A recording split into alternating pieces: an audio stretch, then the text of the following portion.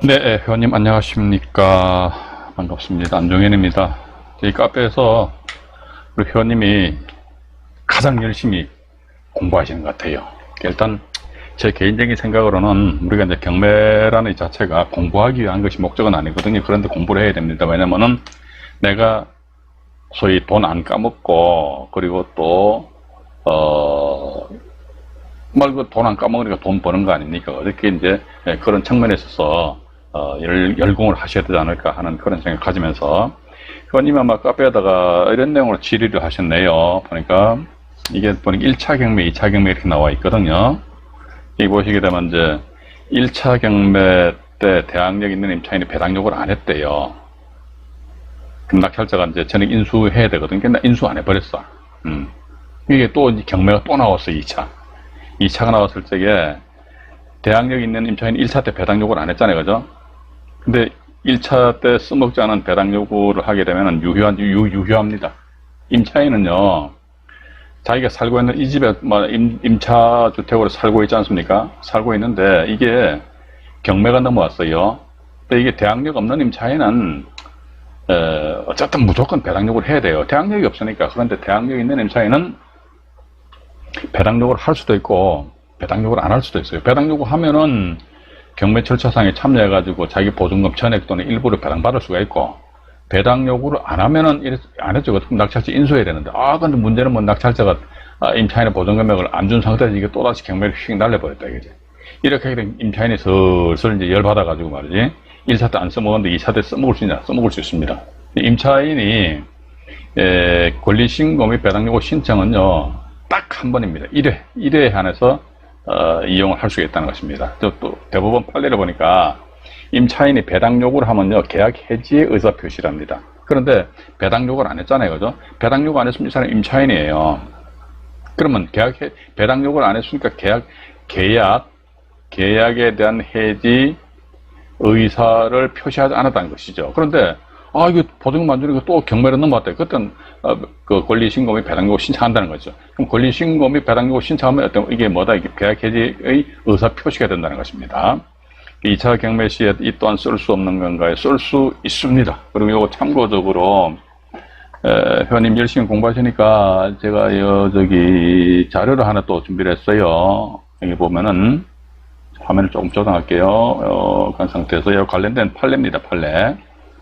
여기 보시게 되면 이제 대법원 2005다 21,166호 판결해가지고 회원님이 그 동영상 전체 보고 계시는데 카페에서 여기 보시게 되면 이 판결문도 다 나와요. 소위 이제 2편에서 보면요, 안 주면 되지라는 그런 파트거든요. 여기서 천천히 읽어봐 드릴게요.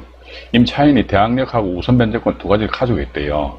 근데 임차인이 우선 변제권을 선택하여 배당 요구를 했다는 것이거든.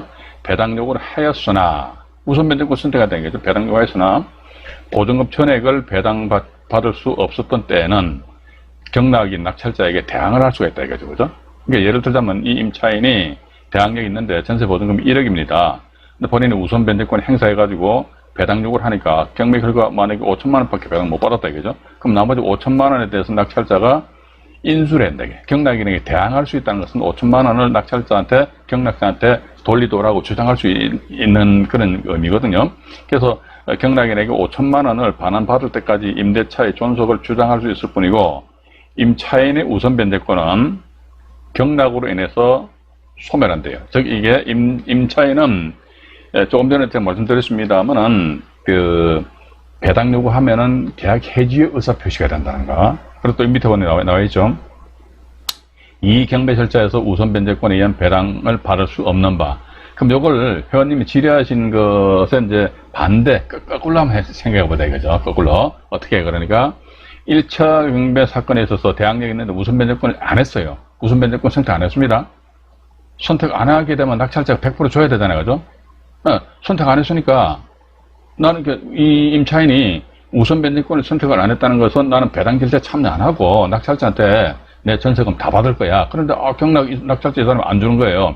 안 주고 또다시 경매로 넘어왔다 했을 때 이때 보니까 임차인의 우선 변제권은 경락으로 인해서 소멸한다. 이건 뭐냐면 배당 요구를 했기 때문에. 그런데 배당 요구를 안 했으니까 임차인의 우선 변제권은 경락으로 소멸하지 않는다. 이렇게 봐야 될 거 아닙니까? 반대 해석하자고요. 그러므로 이 경매 절차상에서 우선 변제권의 배당을 받을 수 없는 바가 아니고 받을 수 있는 바, 이렇게 이제, 이게 어떤 법률이나 판례 이런 거 해석하실 때 그냥 반대 해석을 해보시면 되실 것 같아요. 또 두 번째 판례를 소개해 드릴게요. 여기 보시게 되면 이 판결 내용은요, 제가 조금 전에도 말씀드렸습니다만, 임차인의 배당 요구는 계약 해지의 의사 표시다. 이게 나와 있죠. 임차인의 배당 요구에 의하여 배당 요구했다는 것이죠. 임대차는 해지되어 종료된다는 거예요. 그러니까 우리가 이제 통상적으로 보면은 일반 임대차 같은 경우는요, 요때 해가지고 이때 계약 체결했어요. 그리고 이때 계약이 끝나는 날입니다.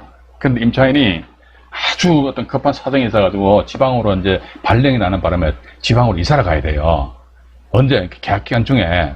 그러면 이 임차인이 집주인한테 저기요, 내가 지방에 발령이 났기 때문에 계약 기간 중임에도 불구하고 이사 가야 되니까 내 보증금 좀 돌려줘요. 그러면 집주인 하는 이야기 왈, 무슨 소리 하냐 이게. 계약도 하나의 약속이잖아요, 그죠? 나 당신하고 약속한 게 언제나 이게 요때 가서 내가 당신한테 보증금에 반환해준다 이게. 당신이 누구든 임차인이거든요. 근데 지금 이제 계약 기간 중이잖냐? 나 보증금 반환 못한단 말이지. 이게 일반 임대차입니다, 일반 임대차. 그런데 주택이 임대차 계약 체결했는데 이게 요때가 계약 스타트했고 계약 만료입니다.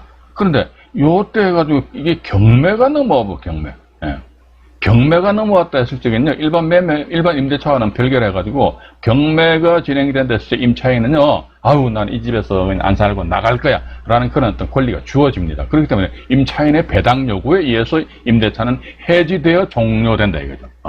해지 따라서 요 경우는 이제 계약 기간 중일지라도 경매가 진행된다. 그러면 이때 임차인이 배당 요구를, 자, 정리해 드릴게요. 임차인이 배당 요구를 했어요. 그러면 계약은 해지가 됩니다.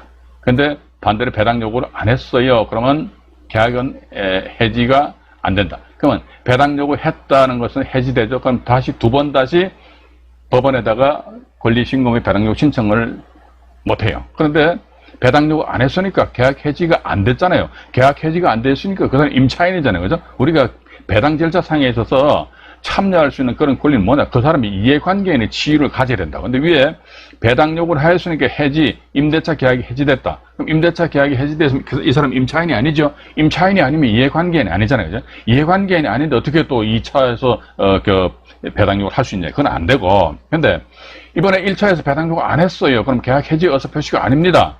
그럼 임차인의 지위를 계속적으로 가지고 있잖아요. 나는 저 임차인으로서 계속 나 지위를 가지고 있을 거야. 임차인은 뭐다, 이 경매 사건에 있어서 하나의 이해관계인이 되거든요. 이해관계인이 되다 보니까 경매 넘어왔구나. 이때 뭐다, 이 사람 임차인으로서 법원에다가 권리신고 및 배당 요구 신청을 할 수가 있다. 일단 그렇게 좀 이해를 하시면 좀 더 훨씬 수월하게 이해를 하실 수가 있지 않겠는가 하는 그런 생각을 가지게 됩니다. 다시 질문 돌아와가지고요. 다시 한번 더 재정리를 해드릴게요. 1차 경매 때 대항력 있는 임차인 배당 요구 안 했네요. 안 했어요. 안 했으면, 배당 요구 안 했으면 계약 해지의 의사 표시가 아니죠. 그러면 계약 해지 의사 표시가 아니면 이 사람은 계속적으로 임차인의 지위를 가지고 있죠. 임차인의 지위를 가지고 있는데 첫 번째 낙찰자가 이 사람의 보증금이 만약에 1억이다 그러면 1억을 다 물어주면 임차인 나가면 돼요, 이 사람은요. 그런데 낙찰자가 안 주네요. 그럼 다시 이게 경매가 넘어왔다 이거지. 두 번째 또 경매가 넘어왔어요. 경매가 넘어왔다 이랬을 때는 이 사람은 계속적으로 경매가 두 번째 넘어온 이때까지도 임차인의 지위를 가지고 있는 거예요. 왜냐면 배당 요구를 안 했으니까 아예 한 번도 안 했어요. 그죠? 그러면 임차인의 지위를 가지고 있는 상태에서 두 번째 경매가 넘어왔네. 그랬더니 난 이제 권리 신고 및 배당 요구 신청해야지 하면 이거 받아들여집니다. 받아들여지는데 이 사람이 두 번째 경매 절차상에 있어서도 이 권리신고의 배당 요구 신청 안 해도 돼요. 안 하면 또 두 번째 경매 사건에 있어 낙찰자한테 자기 전세금 전액 다 돌리도라고 이렇게 주장을 할 수는 있다는 겁니다. 자, 어쨌든 차근차근 공부하셔가지고요. 법원 경매 결코 어려운 거 아닙니다. 그냥 대충 뭡니까? 경매 물건에 대한 껍데기나 보고 말이지, 거기에 대한 설명을 하고 말이지, 또 몇천만 원, 몇십억 벌었다, 몇백억 벌었다, 그런 표현이 좀 마음입니다. 그건 개뻥입니다, 개뻥. 완전히 거짓말이에요, 구라구라. 그런데 현혹되지 마시고, 차근차근 내실을 다지시다 보면요, 어느 날 문득 내 자신을 뒤돌아보니까 경매 고수가 되어 있더라. 이렇게 분명히 저는 확신을 하고 있습니다. 자, 참조하십시오. 네, 이상 안종현의 말씀드렸습니다. 네, 고맙습니다.